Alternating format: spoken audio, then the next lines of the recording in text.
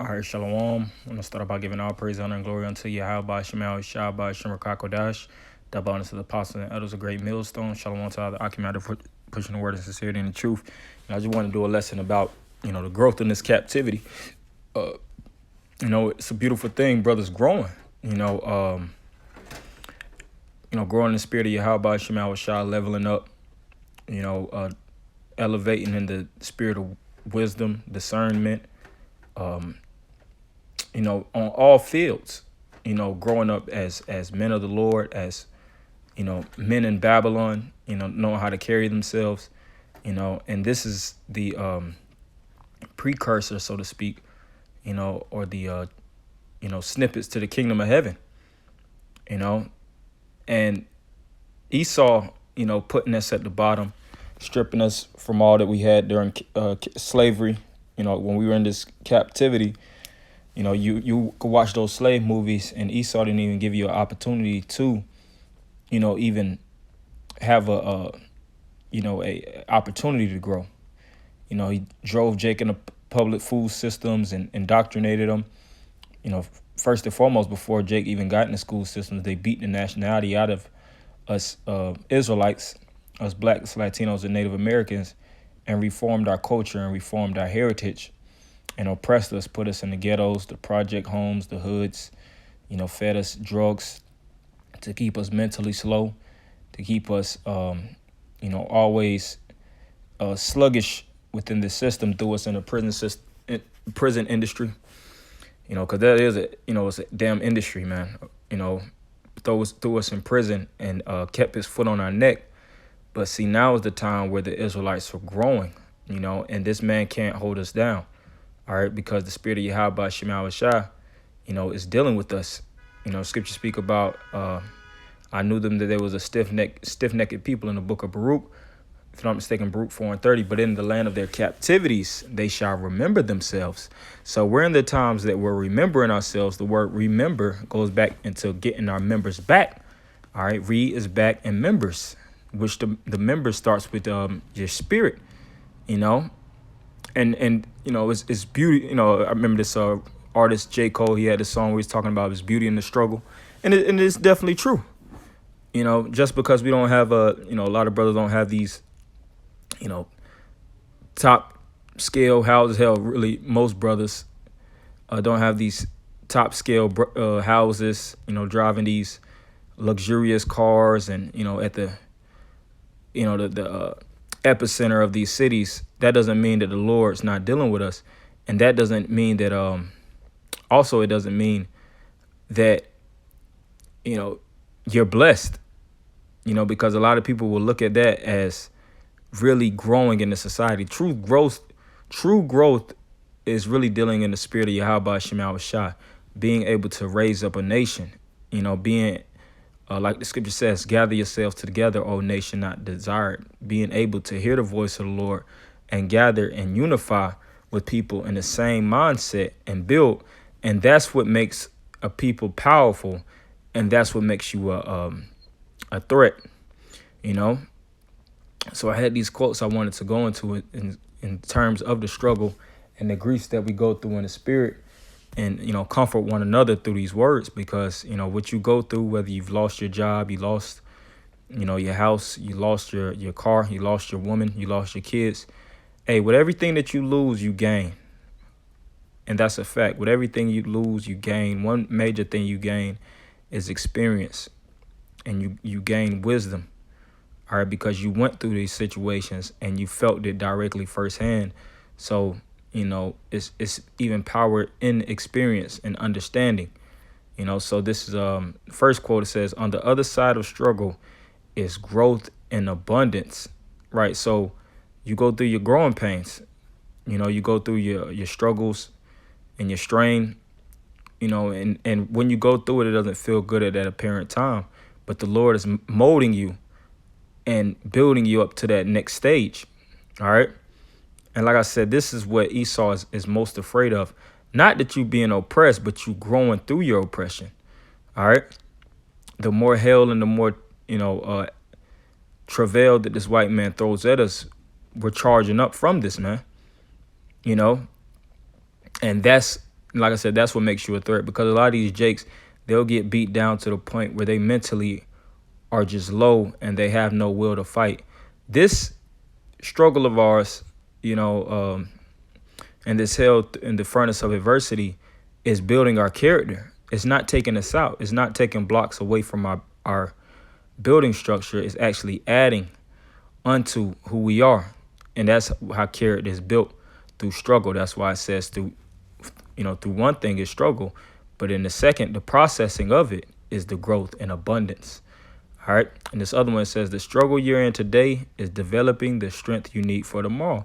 Right. And we already know what times that we in. We in the time of Jacob's trouble. We see this white man is losing full grips of his kingdom. And, even today, it's been a spiritual day, because brothers been posting a lot of things about, one of the main things that's been trending on the internet is Israelites. It said Hebrews on the trending.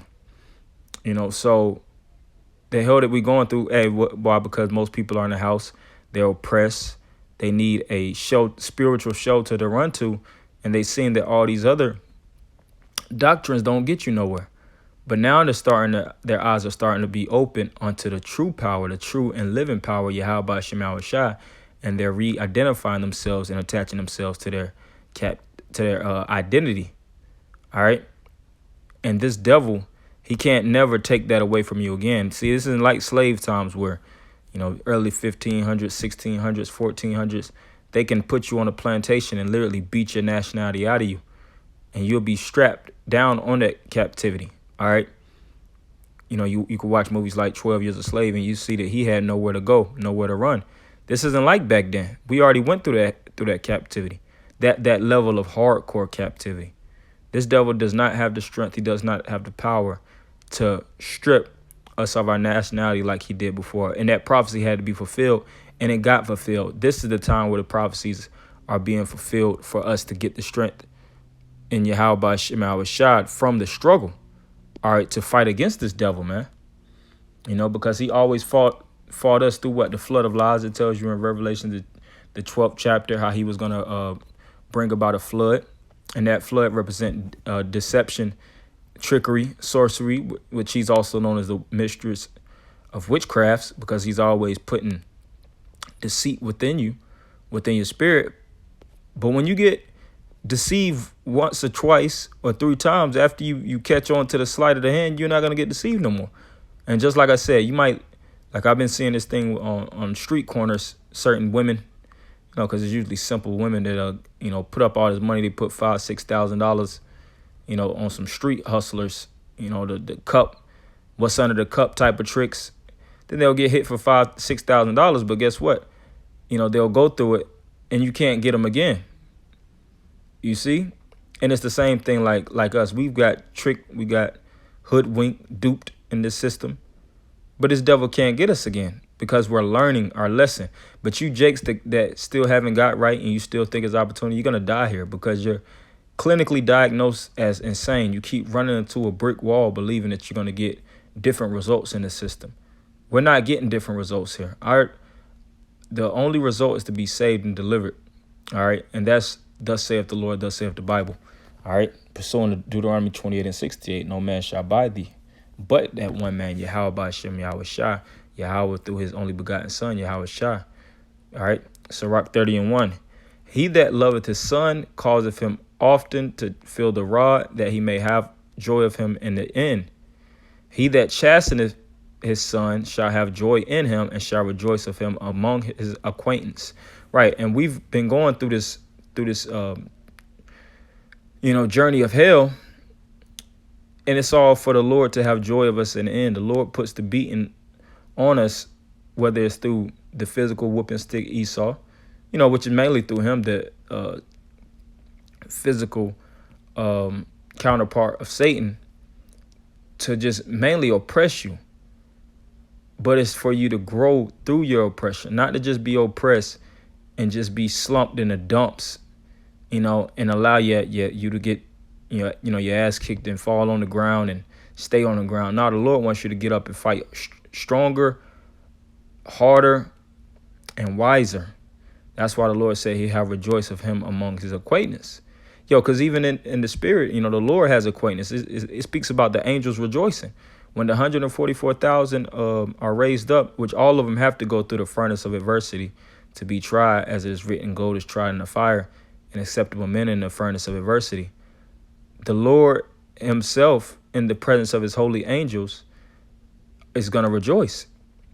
So it says, he that teacheth his son grieveth the enemy, and before his friends he shall rejoice of him. Right. So it's a grief unto the enemy when certain men are taught the art of wisdom. They're taught how to move, maneuver, how to speak friendly. Scripture speak about sweet words multiply friends, and it speaks about also how sweet words turn away wrath. Scripture speak about also being wise as a dove, wise as serpents, harmless as doves. So when you know these things, you know how to move in a system, all right, as well as just the conduct, but the spirit that you bring with it. Simultaneously knowing how to play this man in the system while being in the background building, all right, building, the tabernacles of David, which were fallen.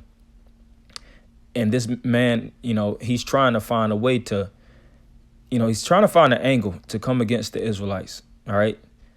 Trying to make it seem like we're terrorists and we hold guns in abundance, and which none of us do those things. So he's going to try to, unless you're one of those foolish guys in these other camps. But here at Great Millstone, we're not just gun packing, Negroes on the street. You shake an Israelite down from Great Millstone in the street, you ain't going to find no damn 30 or a Glock 40 or whatnot, gun with hollow point bullets. You ain't going to find that on us. All right, you're going to just see us men out there with our Bibles, all right, because we're growing in the system. And like I said, this devil, he knows that he's, basically falling on the defense, because his whole life, he's always been the man that hold the sword, to attack nations. But now he's losing it. He's losing his grips and he's being attacked, all right? But us, all we have to do is remain on our posts. Remain on our guard. Stay praying. Stay doing what the Lord required us to do. And it said, wait till I rise up to the prey. All right. Which is the best style of warfare, is waiting, being patient, waiting on, and even in warfare, you wait on reinforcements that's greater than you to, for the decisive victory, and we need the reinforcements of Yahweh Shah. And he says he's coming with the mighty angels to take this man down. So this white man doesn't stand a chance. Exodus 1:12. But the more they afflicted them, the more they multiplied and grew, and they were grieved because of the children of Israel. Right. So the more hell that the ancient Egyptians did unto the Israelites, what happened? We still multiplied. A lot of times when people go through afflictions, they relieve themselves through sex. So even when they was putting hell on Jake was still abundantly growing, and that's physically as a nation, because we were a big nation leaving Egypt, and even spiritually, righteous men. You had Moses come out of the stock of Israel. You had Aaron. You had the Caleb, Joshua, top tier men that came that was ready to serve the Lord at the drop of a dime. And it's the same thing that's going on now. And like I said, this devil, he has no way to come at us. That's why he's looking to, create a scenario so that he can, because he's losing all power. And what should us brothers do? Stay spiritual, man. Stay spiritual. Stay on your post. Stay praying in Yahweh Shema Shah, fasting, using the words of this book so that you don't get caught. All right, caught out there, because he's going to try to lure or seduce certain men to get caught out there so that he can have a case. So this was just something short. I definitely want to just go through this. The beauty of it, of the struggle that we go through. Brothers that go through your hell, take it, absorb it, understand it, and walk with it as a badge of dignity. All right, these are your spiritual stripes. You'll see the certain military men with all their badges of honor. If you're a senior in the military, you have hella badges through the different wars that you fought and overcame and survived. So it's the same thing even in this battle. You go through certain things, and what they say, we don't kill you, makes you stronger. So we're becoming stronger each and every day. All right. So I want to end by giving all praise, honor, and glory unto Yahweh by Shema Shah by Shemar Kakodash, the bonus of the apostles and elders of Great Millstone. Shalom.